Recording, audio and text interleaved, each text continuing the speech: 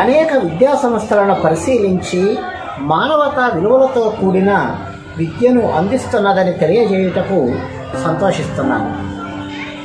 భగవాన్ని పంచాంగం అడిగితే మధ్యాహ్నానికి మరణం అన్నట్లుగా స్థాపించిన 2 సంవత్సరముల నుండే శ్రీ ప్రశాంతను గురించి ఎంతమంది ఎన్ని వ్యతిరేక ప్రచారాలు చేసినప్పటికీ తల్లిదండ్రులను శ్రీ ప్రశాంత విశ్వసించింది, శ్రీ ప్రశాంతను తల్లిదండ్రులు విశ్వసించారు.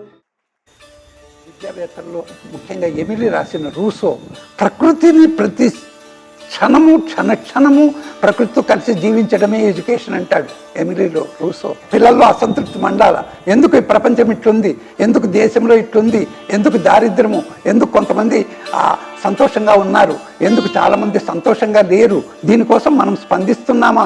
ఎడ్యుకేషన్ ఈ ప్రశ్నలన్నిటికీ ఇచ్చేయాలి. ట్యాగూరు శాంతినికేతన్ నిర్మించారంటే కొత్త ఎడ్యుకేషన్ కోసము. అందుకని ఎడ్యుకేషన్ గురించి మనం మాట్లాడుతున్నప్పుడు బ్రాడ్గా ఉండాలి.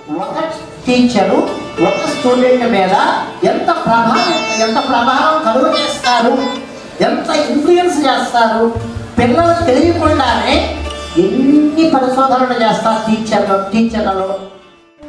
We have to find out what do we mean by the word education. Is it merely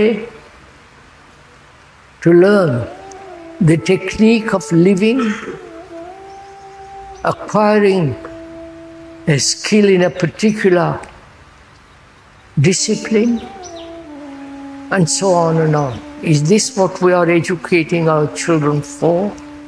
Though it's necessary, understand?